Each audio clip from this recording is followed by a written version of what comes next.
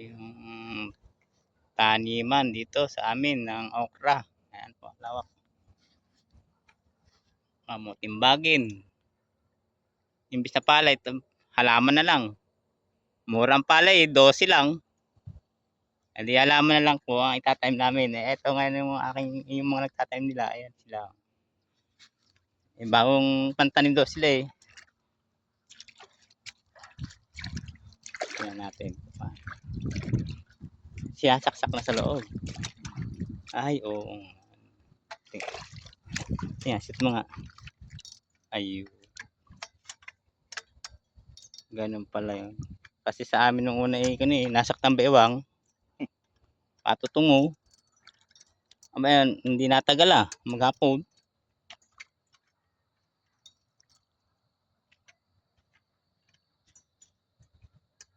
Ito, lahat meron na ito. Bago pa lang.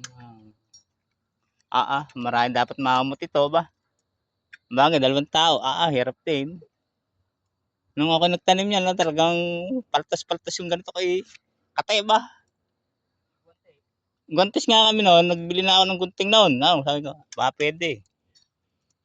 Masagal ba? Matagal. Sito ba yan? Mabis lang yan. Alam ko, okra. Pag nag-abot yung kanilang dahon, tapos dadaang sa gitna, wala na ulan-ulan ng kateba. Buhay pananay po rin na yun, nakatulong namin noong una, doon sa ibaba raw. Ayan, malang din ako nagtanim ba? Hindi kaya eh. Ay kasama eh. Kunin na lang, sitaw na lang, sitaw, patola kalimitan.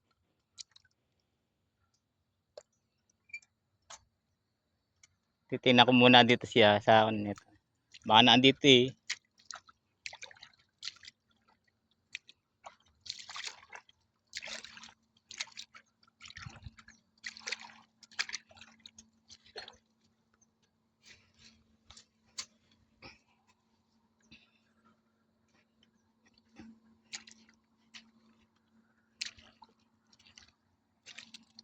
Yan po yung lawak ng tinatanim.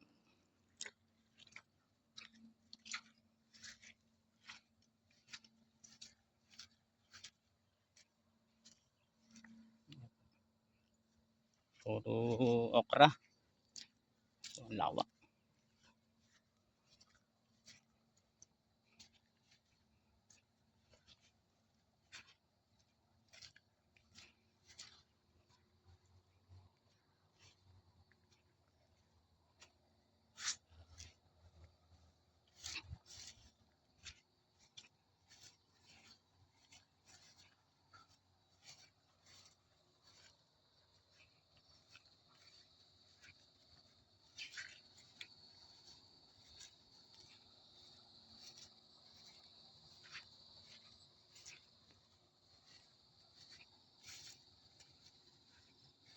Ano naman kamuting bagay.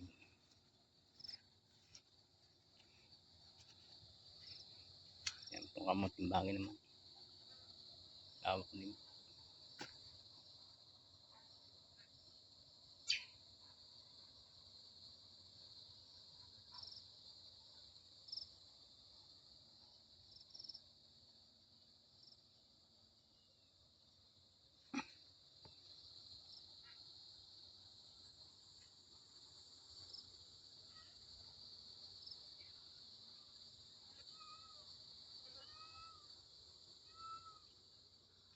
Yan po.